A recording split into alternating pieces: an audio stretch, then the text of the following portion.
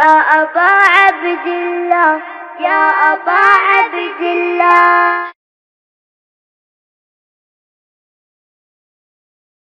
أعوذ بالله السميع العليم من الشيطان الرجيم. بسم الله الرحمن الرحيم. الحمد لله الذي هدانا لهذا وما كنا لنهتدي لولا أن هدانا الله لقد جاءت رسل ربنا بالحق. الصلاة والسلام على رسول المسدد المصطفى الأمجد المحمود الأحمد أبي القاسم محمد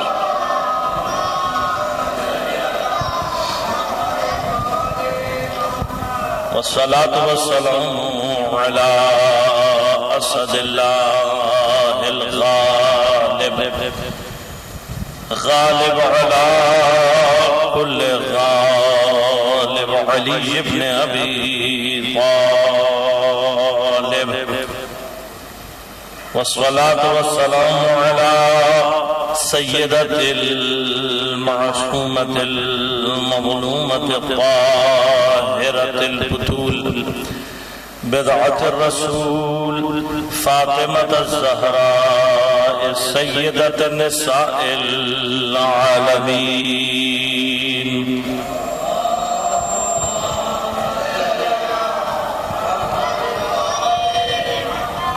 والصلاة والسلام على الحسن المجتبى والحسين المظلوم وأهل بيته الطيبين الطاهرين المعصومين المظلومين المنتجبين المنتخبين لا سيما بقية الله في الأراضين روحي وأرواح العالمين لتراب مقدمه الفداء. ولعنة الله على أعدائهم أجمعين. أما بعد قال الله تعالى في كتابه الكريم بسم الله الرحمن الرحيم.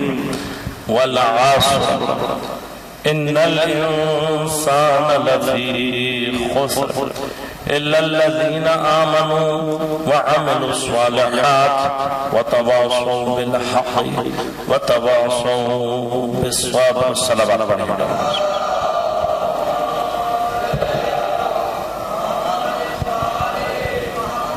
مومنین کرام سامعین محترم عزیزان کرام قادر شب شہادت امام سجاد علیہ السلام کے حوالے سے برپا کی گئی اس مجلس میں نے آپ کی خدمت میں قرآن کریم کی مختصر ترین سورتوں میں سے جو سورہ ہے ان میں سے ایک کی تلاوت آپ کی خدمت میں شرف بھی میں نے حاصل کیا. اختصار جب تمام تر معنی کے ساتھ ہو تو یہ فصاحت اور بلاغت کہلاتے ہیں. کلام کی طوالت مطلب اور معانی کا کم ہونا ضد فصاحت و بلاغت. لہذا معیار فصاحت و بلاغت کیا ہے؟ مطلب بہت سارا ہو کم ترین الفاظ میں بیان کر دیا جائے. لہذا لفظ جتنے کم اور معنی جتنے زیادہ ہوں گے اتنا کلام خود بخود فصیح اور بلیغ ہوتا چلا جائے. اسی وجہ سے تمام زبانوں میں ادبی اعتبار سے شعر کی قوت نثر سے زیادہ ہے. نثر میں الفاظ زیادہ استعمال ہوتے ہیں، مطلب کم ہوتا ہے. شعر میں کیا ہوتا ہے؟ کہ بعض اوقات دو بیتوں میں ایک شعر کے اندر شاعر اتنا کچھ کہہ دیتا ہے کہ اس کے اوپر کئی صفحوں کی نثر لکھنے کے باوجود بھی حق مطلب ادا نہیں ہو پاتا۔ لہذا شعر کی جو صنعت ہے یہ قوی ہے، اس کے اندر قدرت ہے، کس اعتبار سے؟ فصاحت اور بلاغت کے اعتبار سے۔ اب اگر فصاحت اور بلاغت میں شعر کا مقابلہ کرنا ہو، اشعار کا مقابلہ کرنا ہو، شاعری کا مقابلہ کرنا ہو، تو شعر کا مقابلہ شعر سے ہی کیا جائے گا۔ کیوں؟ اس لیے کہ نثر ضعیف صنف ہے، صنف ضعیف ہے، اور خدا اسے کہتے ہیں جو صنف ضعیف سے شعر کا مقابلہ کرے اور شاعر اپنی شکست کو خود تسلیم کر لے، یہ خدا ہے۔ قرآن کا اعجاز کیا ہے؟ قرآن کے اعجاز میں سے ایک اعجاز یہ ہے کہ نثر ہونے کے باوجود، نثر ہے، قرآن شعر نہیں ہے۔ نبی کے بارے میں قرآن نے کیا فرمایا؟ وَمَا عَلَّمْنَاهُ بِالشِّعْرِ، ہم نے اپنے نبی کو شعر کی تعلیم نہیں دی، شعر نہیں سکھایا۔ تھوڑی سی ایکو کم کرو۔ ہم نے نبی کو شعر نہیں سکھایا، یہ شعر نہیں، قرآن شعر نہیں۔ حالانکہ اشعار کا میں نے عرض کیا جو قوت ہے وہ زیادہ ہے، اشعار ذہن میں زیادہ محفوظ رہ جاتے ہیں۔ آپ کو اپنے بچپن کے اشعار آج تک یاد ہوں گے، کتاب میں نثر میں کیا پڑھا کچھ یاد نہیں، لیکن قرآن کا اعجاز کیا ہے؟ واحد نثر ہے جو حافظے میں بھی رہ جاتا ہے۔ لیکن یہ تمام کے تمام اعجاز کے ساتھ ساتھ اللہ نے قرآن کو جب شعر نہیں کہا، اس کی وجہ ہے، میں اس کو چونکہ بحث میں نہیں جا رہا، تیزی کے ساتھ قرآن کیوں شعر نہیں ہے اور نبی کیوں شاعر نہیں ہے؟ خدا نخواستہ اللہ شاعری کی مذمت نہیں کر رہا، یہ شاعری کی مذمت نہیں ہے، ٹیکنیکل مسئلہ ہے، ورنہ خود قرآن کی ایک سورہ، اس کا نام ہے سورہ شعراء، شاعروں کی صورت، اور اس کے آخر میں اللہ نے دو طرح کے شاعر بیان کر دیے، ایک حق والے اور ایک باطل۔ باطل کی کیا پہچان بتائے؟ فی کل وادٍ یہیمون، یہ ہر وادی میں گھومتے پھرتے رہتے ہیں، یتبعونہم الغاوون، اور ان کو جو لوگ خود اغوا ہوئے ہیں، جو خود بہتے ہوئے، وہ ان کے پیچھے پیچھے پھرتے ہیں۔ ان کی صفت کیا ہے؟ یقولون ما لا یفعلون، جو کہتے ہیں وہ کرتے نہیں ہیں، ان کے قول اور فعل میں تضاد ہے۔ اس کے مقابلے پر الہی شاعر کون ہوتا ہے؟ خدا کون سے شاعر کو چاہتا ہے کہ سنا جائے؟ فرمایا الا الذین آمنوا، ایمان لانا، وعملوا الصالحات، نیک عمل کرنے والے، واذکروا اللہ ذکرا کثیرا، جو اللہ کا ذکر کثرت سے کرتے ہیں۔ چوتھی صفت ینتصروا من بعد ما ظلموا، انتصار کرتے ہیں ظلم ہو جانے کے بعد۔ لہذا ہر وہ شاعر جو اپنے زمانے کے ظلم کے خلاف آواز اٹھائے الہی شاعر ہے۔ لہذا عرض کرتا ہوں آپ کی خدمت میں، مجھے نہیں پتا کہ جب قرآن یہ آیت کہہ رہا تھا خدا کی نظر میں کون سا ظلم تھا جس کے مقابلے پر خدا چاہتا تھا کہ نصرت کی جائے۔ قرآن کے نازل کے مکمل ہونے کے 50 سال کے بعد سن 61 ہجری میں ایک ایسا ظلم ہوا ہے کہ تاریخ میں جس شاعر نے اس ظلم کے خلاف آواز نہیں اٹھائی ہے وہ باطل شاعر ہوا ہے، ورنہ جس کسی نے بھی کربلا تمام تاریخ میں آپ جا کر دیکھ لیں کہ شاعر وہ ہے جس نے کربلا سنی ہو اور اس کے بعد کربلا کے لیے آواز نہ اٹھائی ہو۔ شعر کیوں نہیں ہے؟ کیوں منع کیا؟ اس لیے کہ دلیل کے اعتبار سے شعر نہایت ہی ضعیف صنف ہے، جتنی ادبی اعتبار سے قوی ہے اتنی ہی دلیل کے اعتبار سے ضعیف ہے، کیونکہ شعر بنیادی طور پر تخیل کا میدان ہے، خیالات کا میدان ہے، اور عرب خاص طور پر یہ تصور رکھتے تھے کہ جو اچھے شاعر ہیں وہ شیاطین کے الہام کی ذریعے سے اشعار کہتے ہیں. لہذا عرب جو پیغمبر کو شاعر کہنے پر زور لگا رہے تھے، وجہ کیا تھی؟ اگر پیغمبر شاعر ثابت ہو جاتے ہیں اور قرآن شاعری ثابت ہو جاتی ہے تو وہی بھی ختم ہو جائے گی اور قرآن کی دلیلیت بھی ختم ہو جائے گی. قرآن اپنی دلیل سے خالی ہو جائے گا. پھر کیا ہے؟ ایک شخص کے خیالات ہیں جس کو جمع کر دیا گیا. لہذا قرآن نے شعر کو جو نے منع کیا ہے وہ صرف اس جہت سے منع کیا، ورنہ اس اعتبار سے کبھی ہے. لیکن اب اپنے زمانے کے فصاحت اور بلاغت کے جو سب سے قوی ترین لوگ ہیں ان کو جواب بھی دینا ہے. آپ جانتے ہیں اس زمانے میں 7 ایسے قصیدے تھے کہ عرب نے نہ اس سے پہلے اتنے اچھے قصیدے کہے نہ اس کے بعد آج تک عرب ایسے قصیدے کہہ سکے. فصاحت اور بلاغت کے اعتبار سے کمال ہے مگر مطالب کے اعتبار سے نہایت ہی پست ہے، لیکن فصاحت اور بلاغت موجود ہے. اور اب عرب جو ہر چیز میں تلوار چلانے والے ہیں، ہر چیز میں، واحد میدان شعر کا ایسا تھا جس میں تلوار نہیں چلتی تھی، بلکہ جس شاعر کا شعر قصیدہ مضبوط ہوگا وہ اسے کعبہ کی دیوار پر لٹکا دیتا تھا اور چیلنج کیا تھا، اس سے زیادہ فصیح اور بلیغ کلام لے آؤ، ہم اپنے ہاتھ سے اتارنا. 7 قصیدے خانہ کعبہ کی دیوار پر لٹک رہے تھے. 7 قصیدے جن کے بارے میں عرب کا دعویٰ یہ تھا کہ ان سے بہتر قصیدہ کوئی اور نہیں لکھ سکتا. آپ گوگل میں کبھی جا کر سرچ کریں گے ترجمہ بھی آپ کو مل جائے گا. ترجمہ پڑھ کے آپ کو بڑا افسوس ہوگا. نہایت ہی پست اور گھٹیا مطالب، لیکن فصاحت زبان، فصاحت بلاغت.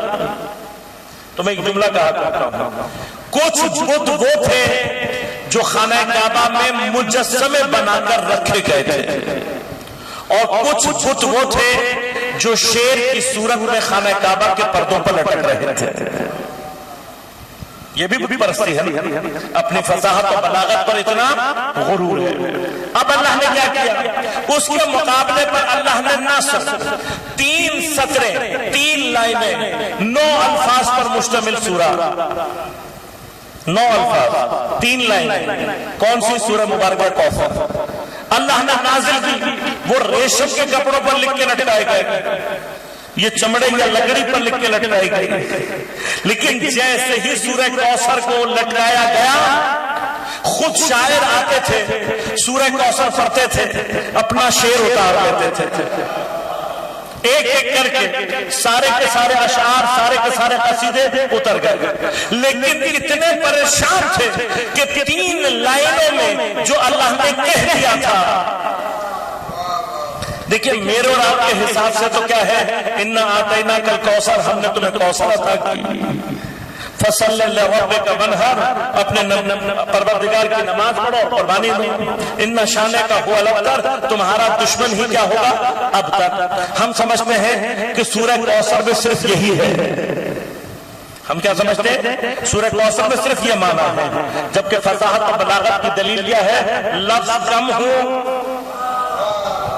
معنی زیادہ ہو، معنی زیادہ ہو. بس عرب کے جاہل شاعر بھی سمجھ رہے تھے کہ کوثر کس سمندر کا نام ہے. لہذا آخر میں جب مجبور ہو گئے اور اس کے مقابلے پر کچھ نہ لا سکے تو ایک لائن کا اضافہ نیچے اور کر دیا، کہا ما ھذا کلام البشر، یہ بشر کا کلام ہو ہی نہیں سکتا. اب قبول کر لیا، لیکن میں بس ایک مطلب آپ کی خدمت میں عرض کر کے آگے بڑھنا چاہتا ہوں کہ پروردگار جب وہ اپنی فصاحت اور بلاغت کا معجزہ نازل کر رہا تھا تو اپنی توحید بیان کر دیتا، مگر سورہ قل هو اللہ، اللہ کی توحید نہیں ہے، مگر مختصر الفاظ نہیں ہے، سب کچھ ہے. تو نبی بھی نبوت کے بارے میں نازل کر دیتا، امامت کو، ائمہ کی امامت، قیامت، ان میں سے اصول دین میں سے کوئی موضوع نازل کر دیتا. لیکن شاید جواب دیا کہ جہاں پر جنگ تلوار کی نہیں ہونی، جہاں پر تلوار نہیں چل رہی، وہاں پر صنف نازک کے ذریعے سے، صنف نازک شعر کے مقابلے پر نثر صنف نازک ہے، صنف نازک استعمال کروں گا اور قوی کو شکست دوں گا. لیکن اب تعجب صرف یہ ہے کہ اللہ تعالیٰ نے سب کچھ چھوڑ کر جس چیز کو نازل کیا وہ سیدہ کی مدحت ہے، وہ سیدہ کی تعریف ہے، وہ سیدہ کی فضائل اور عظمتوں کا بیان ہے۔ اب کوثر نازل ہوئی ہے کہاں؟ جہاں پر تلوار سے جنگ نہیں ہونی، وہاں پر اللہ نے کوثر کو مرکز بنایا۔ عدد کے اعتبار سے صنف نازک ہے، نزول کے اعتبار سے سیدہ کا قصیدہ ہے، اللہ نے نازل کر دیا۔ میں نے عرض کیا کہ خانہ کعبہ میں دو طرح کے بت تھے، ایک مجسمے کی صورت میں، ایک قصیدے کی صورت میں۔ جیسے ہی کوثر نے کی خانہ کعبہ کی تطہیر کا عمل شروع ہو گیا، یہ بت وہ تھے جو اپنے ہاتھوں سے انہوں نے اتار دیے، جو رہ گئے تھے انہیں حیدر کرار میں آ کر نکالا۔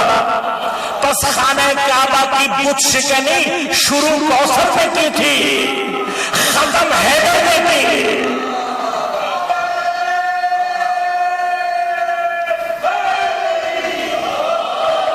شروع کوثر نے کی۔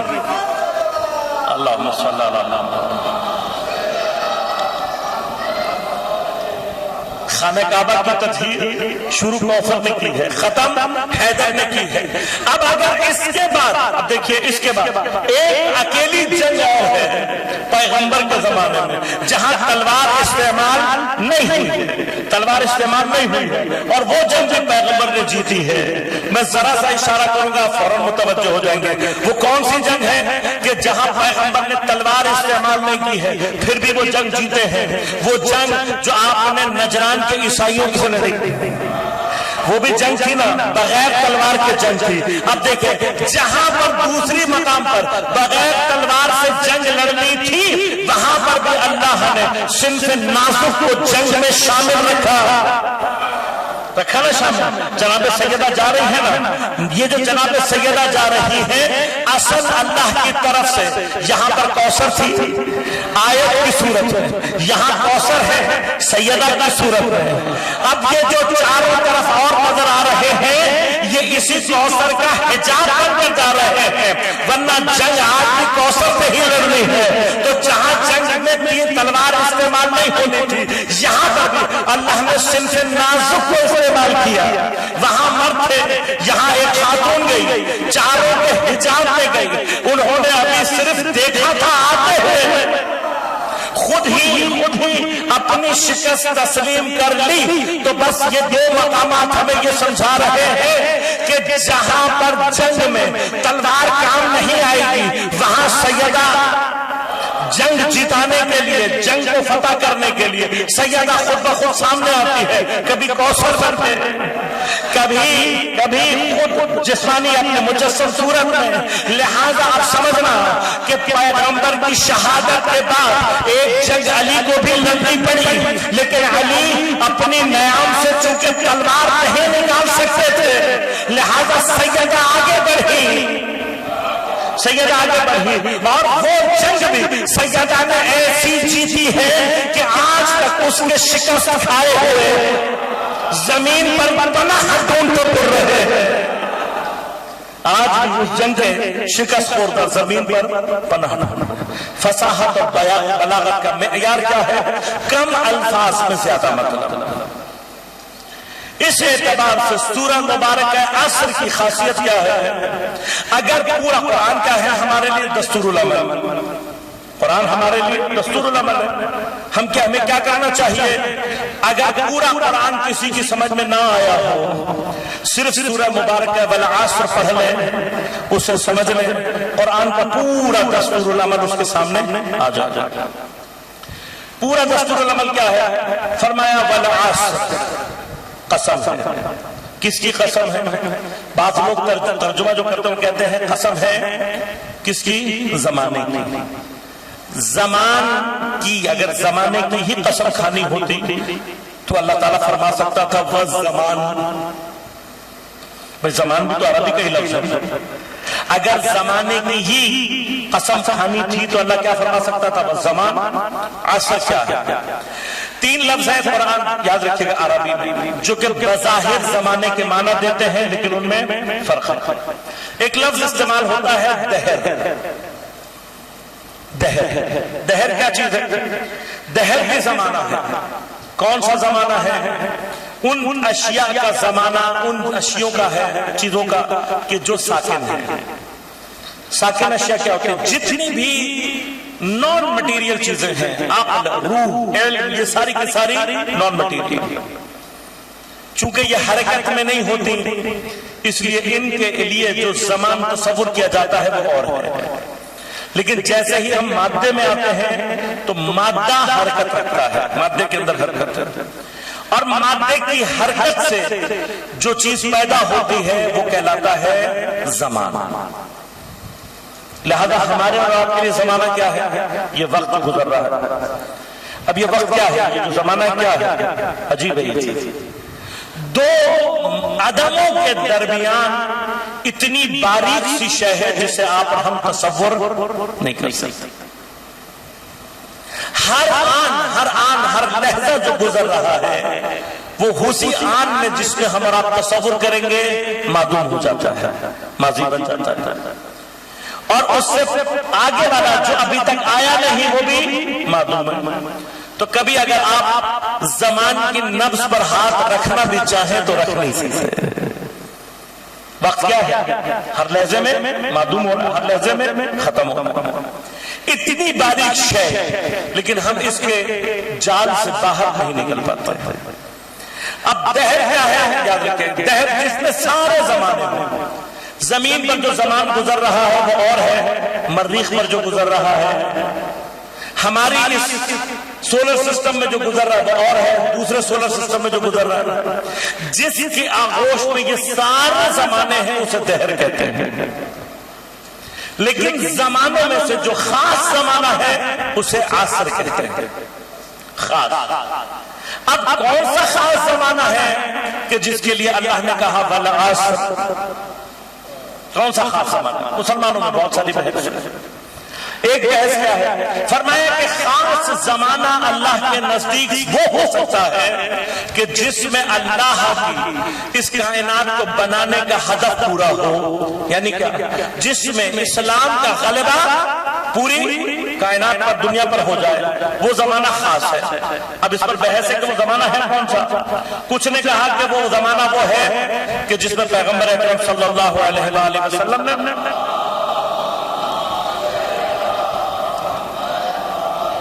دین کا پیغام پہنچایا، مراد وہ ہے. لیکن بہت سو نے آگر کہا کہ پیغمبر نے پہنچا تو دیا تھا لیکن پوری دنیا میں اسلام نہیں پھیلا تھا. تو اسلام کب پھیلے گا؟ یقیناً جب تک امام زمان علیہ السلام تشریف نہیں لاتا ہے.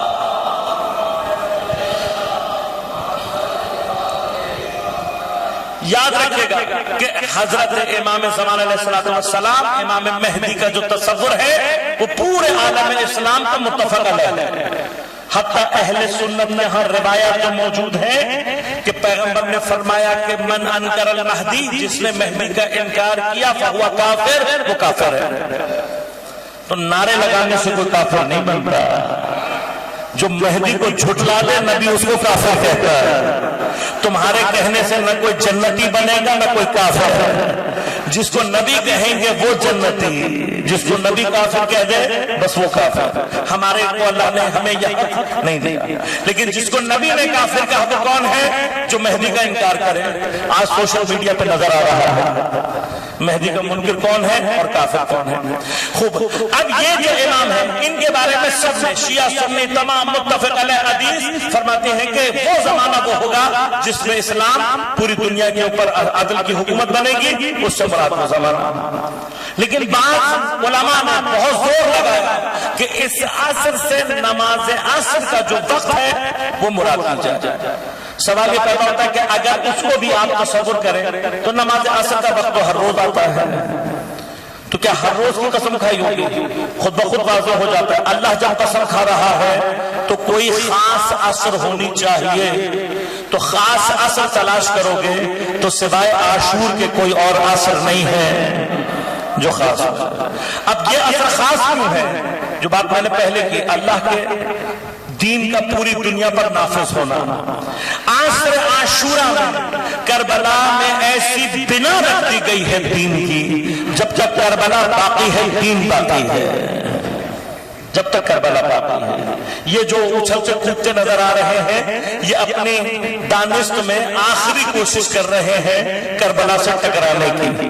اے کاش مڑ کر 1400 سال میں اپنے اجداد کا حشر دیکھ لیا ہوگا تو کبھی غلطی نہ کرتے.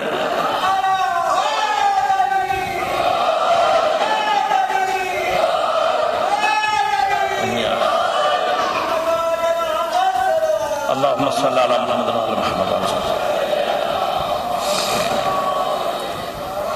اب کربلا میں امام نے کیا کیا ہے عرض کروں گا آپ کی خدمت میں. آج ہی کوشش کروں گا کسی حد تک پہنچنا. لیکن اگر تینوں معنی کو بھی جمع کرنا ہو، والعصر سے مراد کیا؟ پیغمبر کا زمانہ بھی، والعصر سے مراد عصر عاشورہ بھی، اور والعصر سے مراد امام زمانہ کا ظہور بھی، تو ہمارے حساب سے ان تینوں میں کوئی فرق نہیں ہے. وہی عصر وہی زمانہ ہے. ابتدا رسول نے کی ہے، استحکام حسین نے دیا ہے، کمال تک مہدی پہنچایا ہے.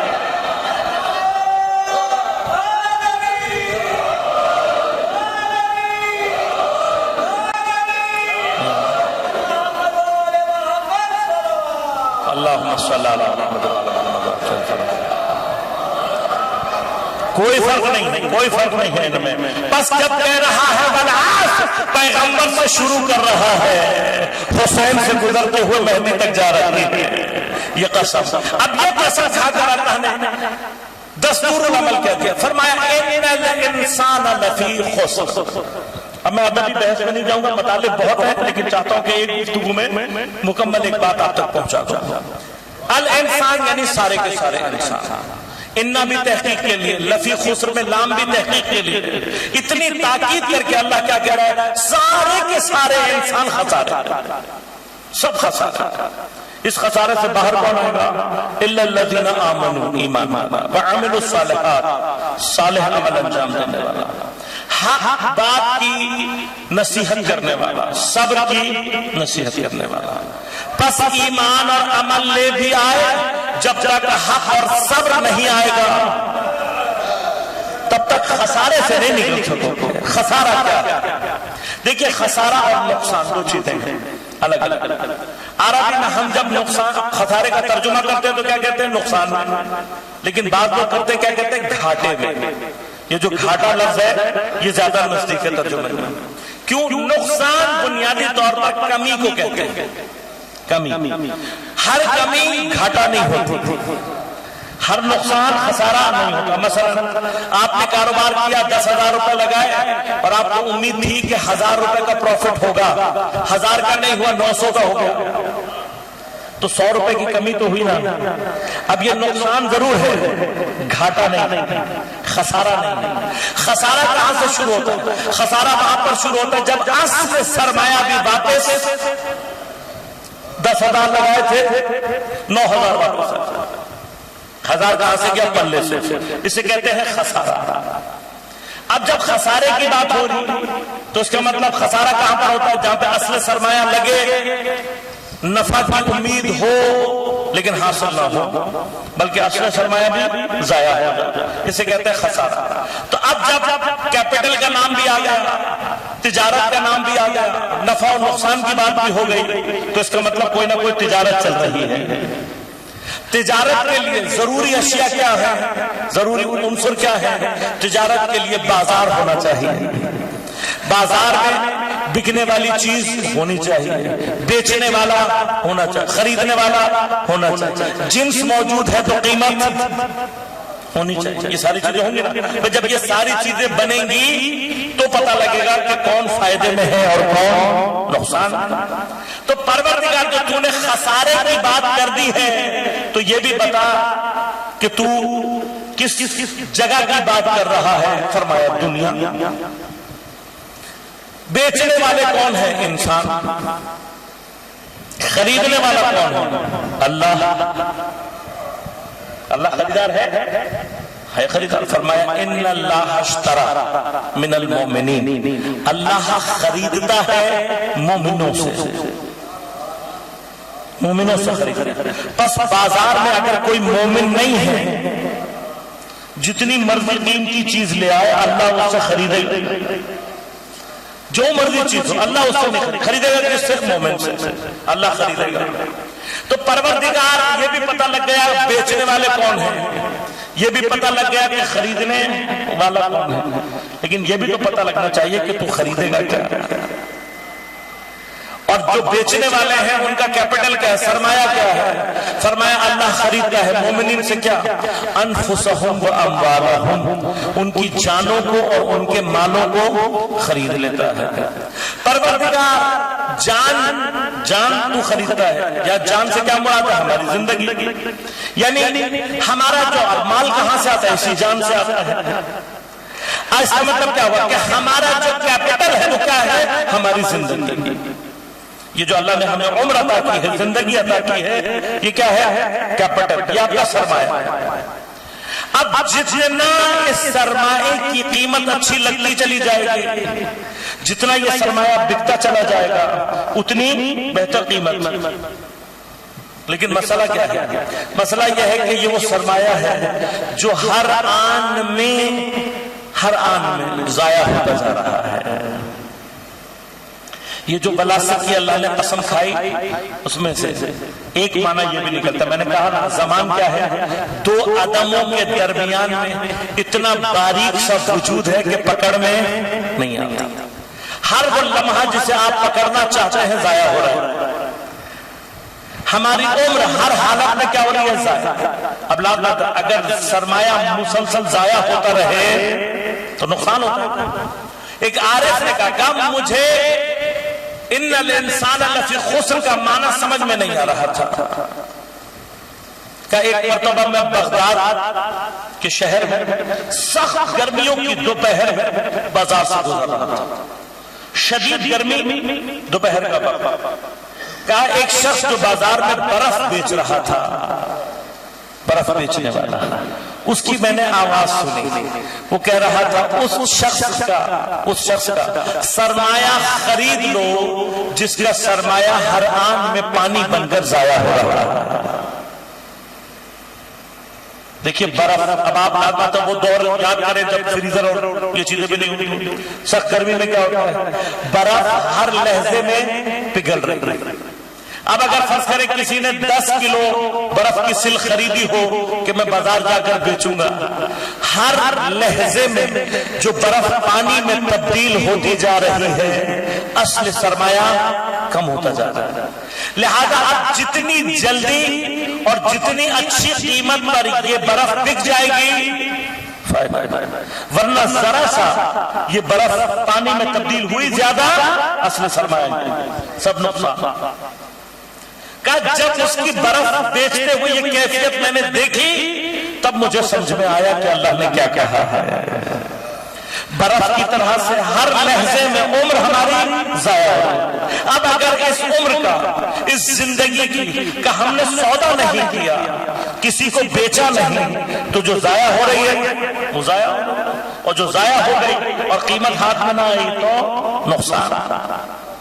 لہذا آپ اس گھاٹے سے نکلنے کے لیے کیا کریں؟ خریدار کے ہاتھوں اپنا مال بھی بیچ سکتے ہیں اور اپنی جان بھی بیچ سکتے ہیں. تو کیا کریں؟ پروردگار تو خریدار ہے, ہاں ہوں خریدار. جان کہاں خریدتا ہے؟ میدان جنگ.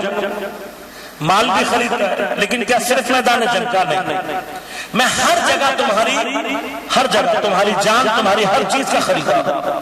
تم میرے لیے میری رضا کے لیے اپنے بچوں کو پیار کرو گے, میں وہ بھی خرید لوں گا.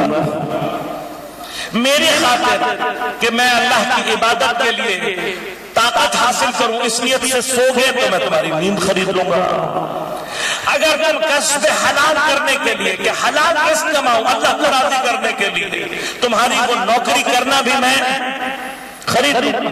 لہذا پروردگار ہمارا ہر لحظہ, ہماری ہر حرکت خریدنے کے لیے تیار ہے. تو اب میں اللہ سے پوچھ سکتا ہوں نا, پروردگار تو ہر لحظہ خرید رہا ہے. انسان کا ایک لحظہ تیرے نزدیک کتنا قیمتی ہو سکتا ہے؟ کوئی قیمت اگر پتہ لگ جائے تو ہم بھی اپنے اندر وہ کیفیت پیدا کرنے کی آرزو تو کر سکتے ہیں. کم از کم یہ تو پتہ لگے کہ خدا ایک لہجہ کتنے میں خرید سکتا ہے.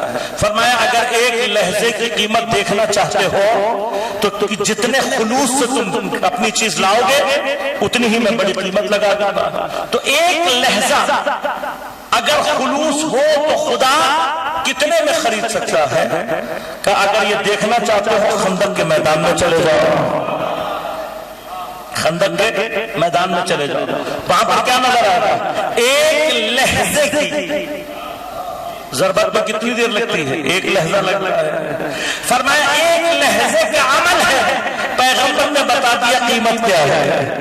فرمایا ضربت علی یوم الخندق افضل من عبادت الثقلین. تم اپنے عمل میں خلوص علی جیسا لے آؤ, میں تمہارا ایک لہجے کا عمل ثقلین کی عبادتوں کے برابر کر دوں گا. لہذا علماء اہل سنت میں سے ایک بڑے عالم سنت سے کسی نے اہل سنت سے سوال کیا, اکابر میں سے, کہا کہ مولا کائنات سے زیادہ فضیلت کس صحابی کی ہے؟ کون کون سے صحابی مولا کائنات سے افضل ہے؟ اس نے کہا پیغمبر کو نکال کر حضرت آدم سے لے کر قیامت تک جتنے لوگ آئیں گے ان سب کو جمع کر لو تو ثقلین بنتا ہے. اور وہاں سے لے کر وہاں تک یہ سب مل کر اگر اللہ کی عبادتیں کر لیں, یہ سب عبادتیں کر لیں, آدم سے لے کر خاتم آخری بندے تک پیغمبر کو چھوڑ کر جو کوئی یہ سب کیا ہے ثقلین میں شامل ہے. کہ یہ پورے کا پورا ثقلین یہ مل کر جتنی عبادتیں کر لے علی کی ضربت کا مقابلہ نہیں کر سکتا. علی کی ضربت کا مقابلہ, تو جب ثقلین مل کر علی کی ضربت کا مقابلہ نہیں کر سکتے تو فضیلت کے مقابلے میں علی کے فضل کے مقابلے میں کوئی کیسے آ سکتا ہے؟ تو پہلے اتنی تو اہلیت پیدا کرو کہ علی کی ضربت کے مقابلے میں آ سکو. فضیلت کا مرحلہ اس کے بعد شروع ہوتا ہے. لہذا مولا کائنات کی ضربت نے یہ بتا دیا کہ زیادہ سے زیادہ قیمت کیا لگ سکتی ہے. لیکن پروردگار یہ تو ایک آن کی قیمت ہے, جان کی قیمت کیا ہے؟ جان کی قیمت بھی اللہ نے بتا دی. فرمایا ان اللہ اشتری من المؤمنین انفسهم واموالهم بان لهم الجنہ. جان خرید لوں گا, جنت تمہیں عطا کر دوں گا. پروردگار ایک آخری سوال اور کر لوں تیری بارگاہ میں.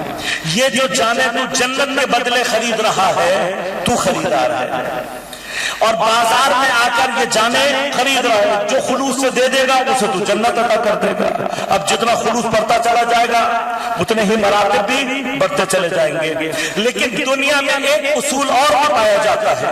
دنیا کی تجارت میں ایک چیز اور بھی ہے. دو طرح کے بازار پائے جاتے ہیں. ایک بازار وہ ہے جس میں فروشندے اپنی چیزیں لے کر آتے ہیں, بنانے والے اپنا مال لے کر آتے ہیں, خریدار بازار میں آتا ہے, چیزوں کو پسند کرتا ہے, قیمت دے کر لے جاتا ہے. لیکن کچھ چیزیں ایسی ہوتی ہیں جو فن پارے ہوتے ہیں, جو تخلیق کا شاہکار ہوتے ہیں, انہیں بازاروں میں نہیں لایا جاتا بلکہ بنانے والا اپنے شاہکار کے لیے خریداروں کو دعوت دیتا ہے. وہ آتے ہیں, بڈنگ ہوتی ہے, مزاحدہ ہوتا ہے, جو سب سے زیادہ قیمت لگا لیتا ہے وہ خرید کر لے جاتا ہے. بھئی آرٹس کے جتنے بھی فن پارے ہیں وہ کیسے بکتے ہیں؟ ایسے بکتے ہیں. کوئی مشہور آرٹسٹ ہوتا ہے, اس کی پینٹنگ وہ بازار نہیں لے کے جاتا.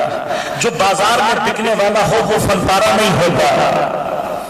حقیقی فن کیا ہے؟ حقیقی فن بازاروں میں نہیں بکتا.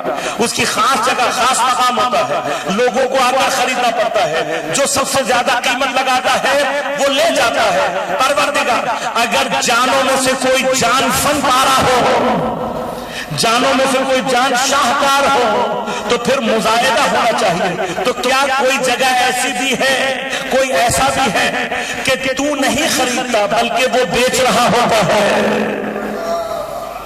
نہیں, لہن سے پتہ لگے گا. یہاں تو اللہ نے بتا دیا میں خریدتا ہوں. اگر خریدا, دیکھیں قوت خریدار یہ بتا رہی ہے کہ بازار جنس کا ہے, عام جنس کا ہے. قوت فروشندہ بتائے گی کہ بازار فن پارے کا ہے. بس جہاں اللہ خریدار ہے وہ عام بازار ہے. جہاں کوئی بندہ بیچنے والا ہے وہ فن پارا ہے. تو پروردگار کوئی ایسی چیز اگر ہے تو ہمیں بھی بتا دے. قرآن میں آواز دیکھا وَمِنَ النَّاسِ مَن يَشْتَرِي، کچھ لوگ ایسے ہیں جو بیچتے ہیں. فرق پتہ نا، ان اللہ اشترا، اللہ خریدتا ہے، پس قوت خریدار ہے کہ وہ جائے گا مال پسند کرے گا اٹھا لے گا. لیکن یہاں کیا فرمایا کہ وَمِنَ النَّاسِ مَن يَشْتَرِي، لوگوں میں سے کچھ ہیں جو بیچتے ہیں، یعنی ان کو اپنے فن پارے پر یقین ہے، وہ بازار میں نہیں لاتے. تو پروردگار بازار میں نہیں لاتے تو کہاں بیچتے ہیں؟ کہاں اس چیز کی کہ جہاں پر نفس فن پارا ہوتا ہے، شاکار ہوتا ہے، اس کا بازار ایک ہی دفعہ لگا ہے. کہاں لگا؟ کہاں شب ہجرت لگا ہے، رسول کے بستر پر لگا ہے، تلواروں کی سائے میں لگا ہے. جس کے پاس فن پارا تھا، تلواروں کے سائے میں بستر پر سو کر اللہ کو اپنا نفس بیچ رہا تھا. فرمایا وَمِنَ النَّاسِ مَن يَشْتَرِي نَفْسَهُ، کچھ لوگ ایسے ہیں جو اپنا نفس بیچ رہے ہیں. اللہ کے سامنے فن پارا لے آیا. پروردگار وہاں پر نفس کی قیمت تھی جنت، تو یہ جو فن پارا ہے اس کی قیمت زیادہ ہونی چاہیے. تو یہاں کیا قیمت لگائی ہے؟ کہا سب سے زیادہ قیمت لگا دی، جتنی قیمت لگا سکتا تھا لگا دی. کیا قیمت لگائی؟ کہا وَمِنَ النَّاسِ مَن يَشْتَرِي نَفْسَهُ ابْتِغَاءَ مَرْضَاتِ اللَّهِ، یہاں پر جو بیچنے والا ہے وہ اللہ کی مرضی سے کم پہ راضی ہی نہیں.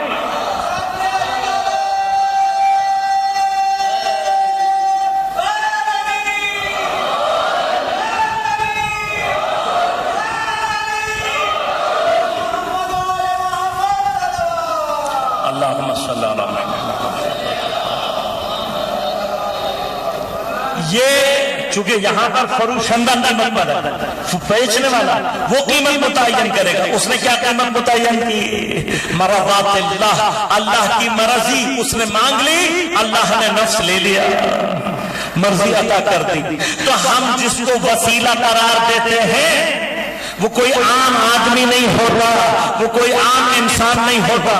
ہم وسیلہ کو تلاش کرتے ہیں جس کے اختیار میں اللہ کی مرضی. اسی لیے دیکھو دنیا میں یہی ہوتا ہے. بعض جگہوں پر دنیا کیا کرتی ہے، دنیا کے اصول ہے کہ کوئی چیز بنائی جاتی ہے، پھر اپنے اسٹال لگائے جاتے ہیں، اپنی برانچز کھولی جاتی ہیں. لیکن اسی دنیا میں بعض اوقات کمپنی اپنے آؤٹ لیٹ نہیں کھولتی، بلکہ کیا کرتی ہے، اس ملک میں کسی کو فرنچائز دے دیتی ہے. جس کے پاس فرنچائز آتا ہے وہ بہت سارے حقوق کا مالک ہو جاتا ہے. اب جب حقوق کا مالک ہو جاتا ہے تو تمہیں اصل کے پاس جانے کی ضرورت نہیں ہے. جو فرنچائز موجود ہے اس کے پاس چلے جاؤ، تمہارا مسئلہ وہ بھی حل کر دے گا. تو زمین پر اگر اللہ کی فرنچائز تلاش کرنی ہے تو دیکھو شب ہجرت میں اللہ سے معاملہ کس نے کیا.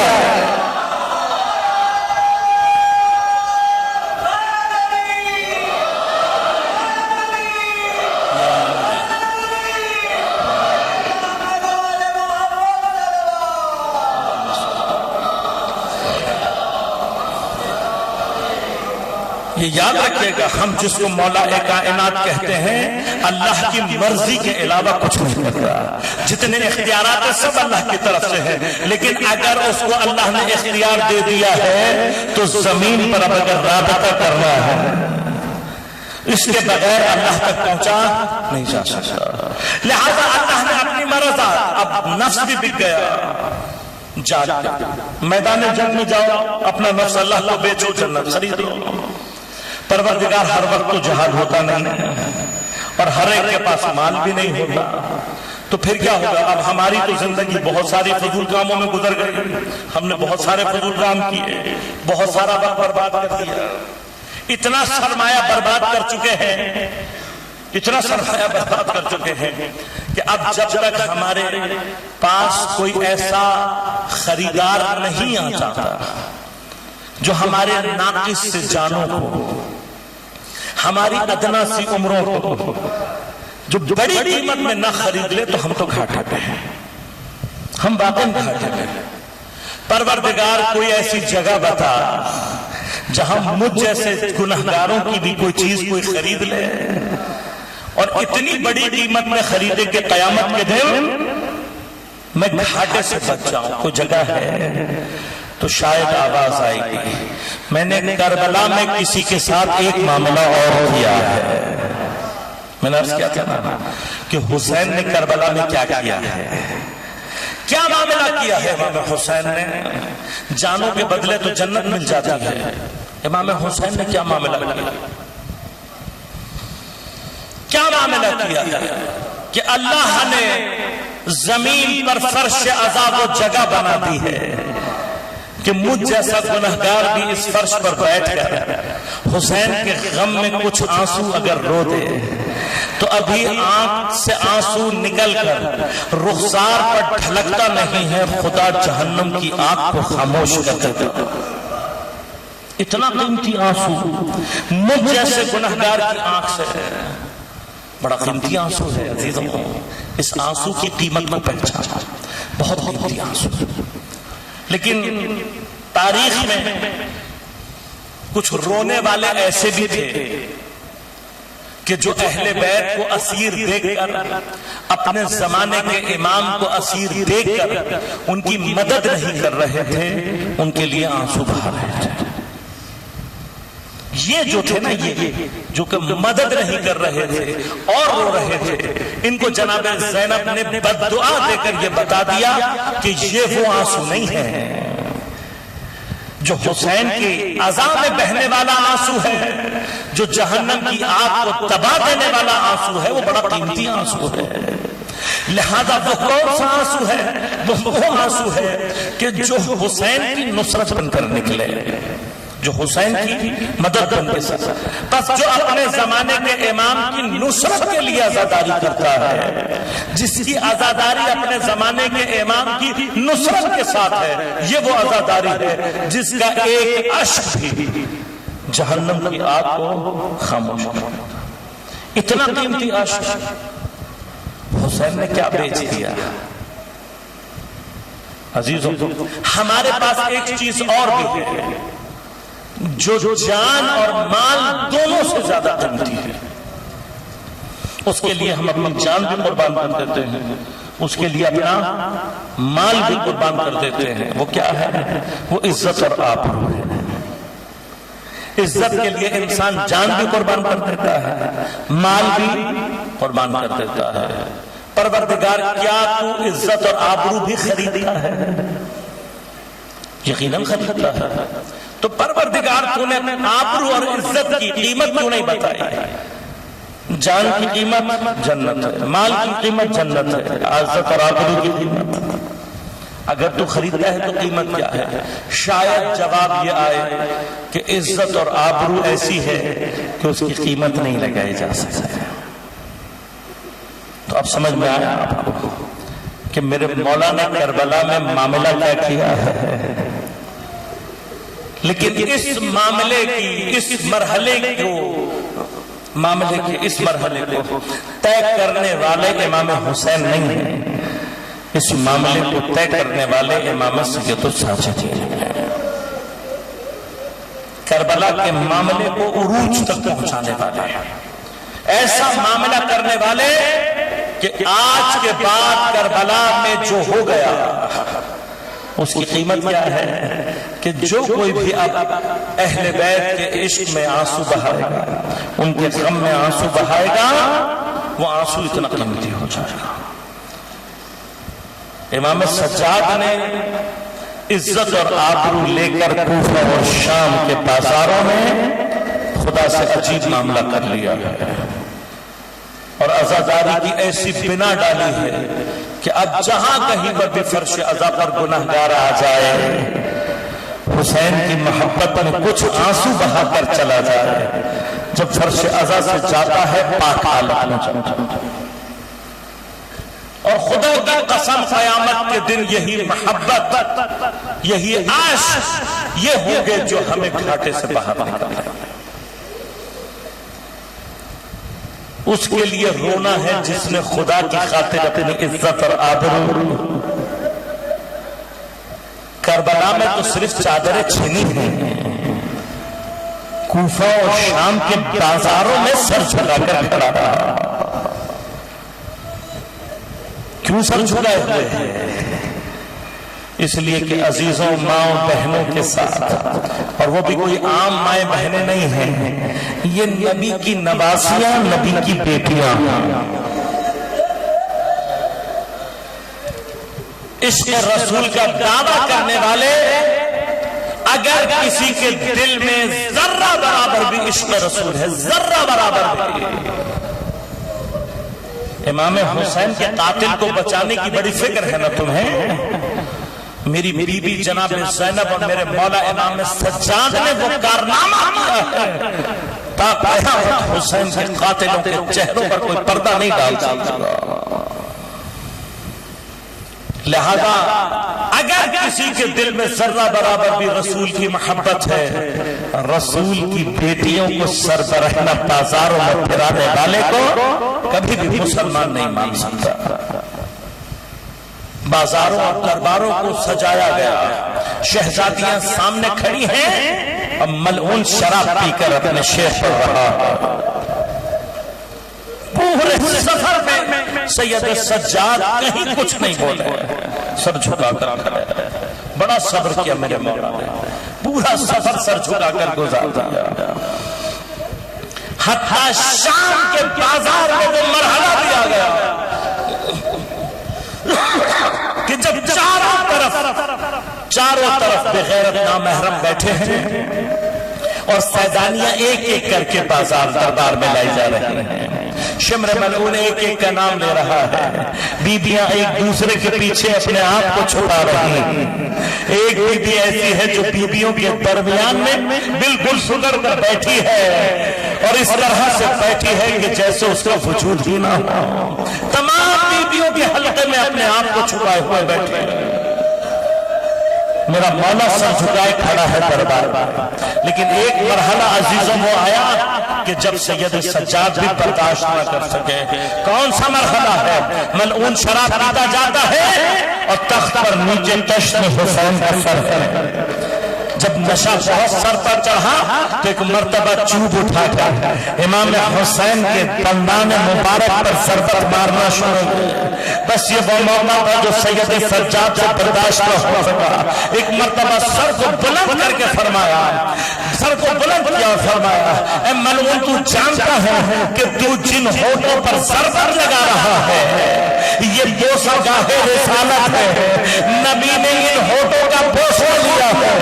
یہ کہنا تھا، ایک مرتبہ شراب کے نشے میں مخمور حاکم نے سب کو ڈھکا، یہ کون ہے؟ کون ہے یہ شخص؟ کس کی آواز ہے؟ کہا یہ علی ابن الحسین۔ کہا میں نے تو کہا تھا ان کے سارے مردوں کو قتل کر دینا۔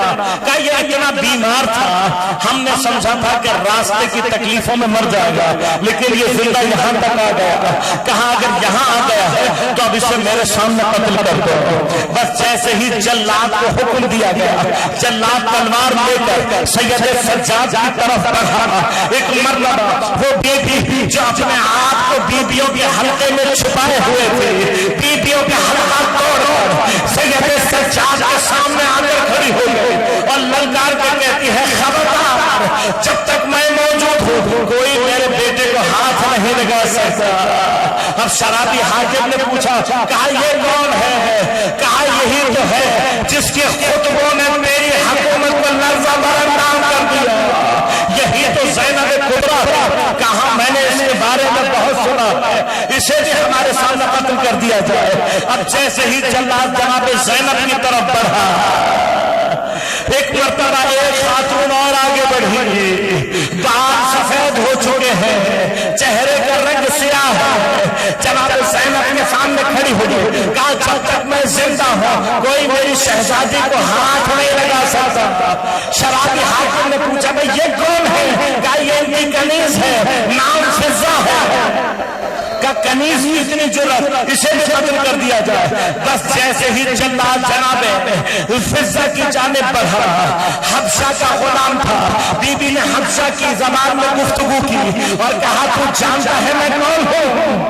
اس نے جب حفصہ کی زبان سنے ایک مرتبہ ٹھیکے رک گیا، کہا میں تمہاری وہ شہزادی ہوں جو تخت چھوڑ کر سیدہ کی نوکری کے لیے گئی تھی، جیسے ہی سنا کہ ہماری ملکہ موجود ہے، دربار میں موجود 300 حبشیوں نے اپنے تلواروں کو باہر نکالا، آواز لگا کر کہا یزید ہماری ملکہ یہاں موجود ہے، خبردار کسی نے ہاتھ لگایا ہم خون کی ندیاں بہا دیں گے۔ اب جو یزید نے دیکھا ایک مرتبہ جلاد کو حکم دیا ہاتھ روک لیا جائے، ہاتھ روک لیا گیا۔ سیدہ نے جو یہ مرحلہ دیکھا ایک مرتبہ مدینہ کی چادر نگاہ کی، کہا نانا آپ کی بیٹیاں اتنی غریب ہو گئی ہیں کہ نیس میں حامی و ناصر لوگوں شہزادیوں کے یہی تو غم ہے، یہی غم ہے سید سجاد کے دل میں، یہی غم ہے۔ ارے ظالم نے زہر دے دیا، سید سجاد پیاس کی شدت سے تڑپ رہا ہے، لیکن پیاس میں بھی کربلا کو یاد کرتا رہا، کربلا کو یاد کرتا رہا۔ ارے کربلا کو یاد کرتے کرتے، حسین کی پیاس کو یاد کرتے کرتے، حسین کے عزادار حسین کے پاس چلا گیا۔ امام باقر اپنے بابا کو غسل دے رہے ہیں، عزادار یہ ایک غسل اور ہے کہ غسل دینے والا دھاڑے مار مار کے رونے لگا۔ ایک غسل وہ تھا جو علی نے زہرا کو دیا تھا، پہلو کا زخم دیکھ کر علی نے سر پیٹا۔ امام باقر آپ کیوں رو رہے ہیں؟ کہا ارے ابھی تک پیروں میں بیڑیوں کے نشان، ہاتھوں میں ہتھیلیوں کے نشان، گلے میں تاج کے نشان، پشت پر پروں کے نشان۔ ارے میرے مولا کا تابوت تیار ہو گیا، امام باقر اٹھانا چاہتے ہوں گے، اپنے بابا کا تابوت لے جانا چاہتے ہوں گے۔ میں کہوں گا امام باقر ایک مرتبہ ہاتھ جوڑ کر کہوں گا آپ بھی بیٹے ہو، باپ مظلوم شہید ہوا، آپ نے غسل و کفن دے کے جنازہ اٹھا دیا، لیکن جس کا تابوت اٹھ رہا ہے